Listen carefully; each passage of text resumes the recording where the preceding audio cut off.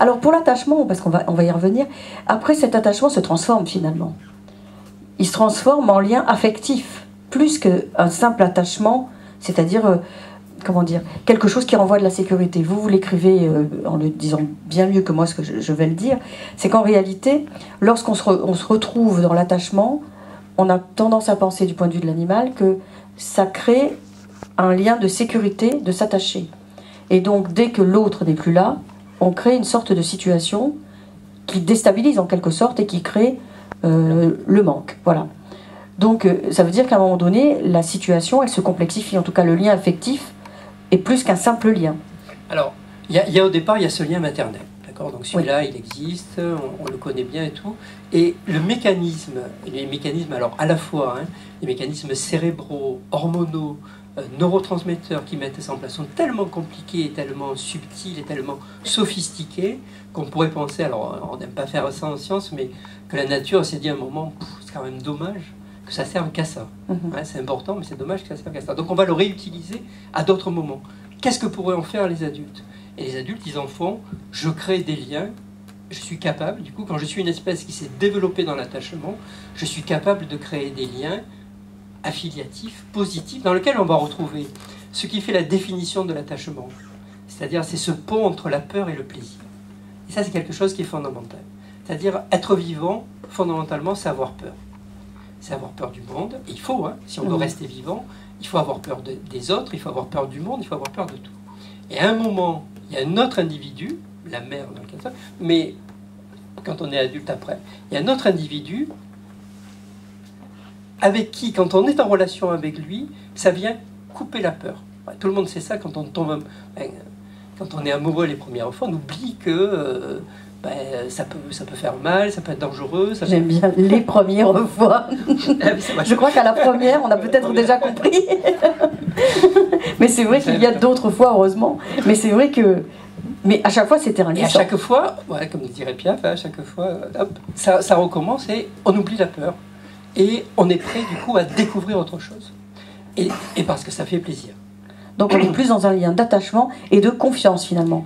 Voilà, de confiance et de plaisir, c'est-à-dire quelque chose de positif. Et toujours, quand on regarde les études qui ont été faites sur l'attachement, et jusqu'à maintenant, les études, elles sont toujours faites sur la perte.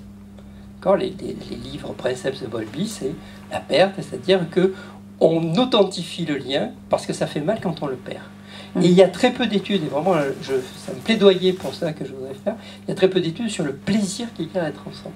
Qui sont, je pense, les études des 2 prochaines décennies, ça va être de trouver la biologie aussi de ça, du plaisir à être ensemble, du bonheur, du fait que ça fait du bien. C'est pas que ça se définit pas simplement par le fait que ça fait mal quand on le perd, ça se définit beaucoup par le fait que c'est tellement bien quand on y est comme ça.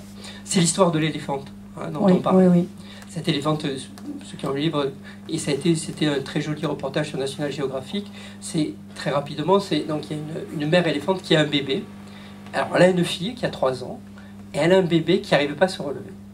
Et ils sont au cours de leur grande migration, et ils sont à court d'eau depuis déjà un certain nombre de jours, et le groupe doit repartir parce que s'il reste là, tout le monde va mourir dans le groupe. Donc à un moment, la matriarche, puisque chez les éléphants, c'est une matriarche qui dirige le groupe, la matriarche donne le signal et tout le groupe s'en va.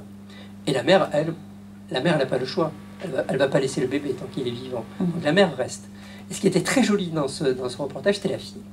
Parce que la fille, elle est évidemment dans un lien d'attachement avec la mère. Elle est aussi déjà attachée un peu au petit frère, enfin. Il est là. Et il faut qu'elle sauve sa peau. D'accord ? Donc on est exactement sur ce pont où la peur, c'est la peur de mourir, il faut partir. Il faut suivre les autres, la vie, elle est avec les autres. Mais l'attachement, le plaisir, et puis vraiment un lien qui est très très fort, il est avec la mère et avec le petit frère. Et donc, c'était très joli parce qu'elle hésite. D'accord ? Et c'est là où je disais, même quand il y a des gros cerveaux, et un éléphant c'est un très gros cerveau, et pas que en volume, mais aussi en complexité, même quand il y a des gros cerveaux, ça ne vient pas du tout annuler l'attachement. Au contraire, ça vient le rendre parfois plus compliqué, ça donne le choix à un moment. Est-ce que je choisis de rester dans l'attachement ou pas ? Et donc cette éléphante hésite, fait des allers-retours comme ça, puis d'un coup elle choisit, elle opte pour la survie, et elle suit le troupeau. Et quand elle suit le troupeau, il y a des tas de signaux d'inquiétude en fait. Elle marche vite pour les rattraper. Elle a les oreilles qui battent vers l'arrière, elle barille, elle n'est pas bien du tout. elle freine, comme dans les jolies histoires, elle freine et elle retourne, elle revient avec sa mère et avec le petit, elle aide sa mère à le soulever.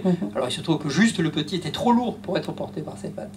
Et donc en le soutenant à deux pendant X temps, à un moment il arrive à marcher. Et l'histoire finit bien, ils arrivent tous les trois à rejoindre le groupe. Mais quand bien même l'histoire ne se serait pas bien finie, cette histoire elle montre qu'elle a la capacité à ce moment-là de choisir, de décider que la délibération. C'est plus important de rester dans le lien que d'essayer de sauver sa vie. Oui, c'est pas simplement de la survie finalement, et qu'il y a aussi de l'attachement qui se crée en deçà.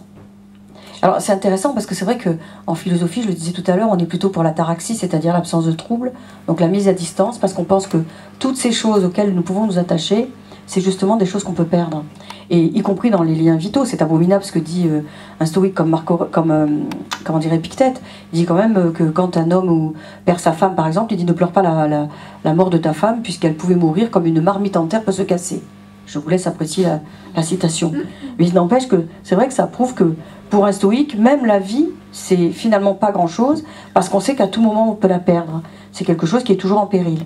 Alors que là, finalement, le monde animal montre qu'il y a des situations où effectivement cette vie peut être menacée, mais on a encore la possibilité de choisir de pouvoir perdre sa vie pour pouvoir être, on va dire, avec le clan, c'est-à-dire celui avec qui j'ai créé de l'affect, la mère et le petit frère. Bien sûr.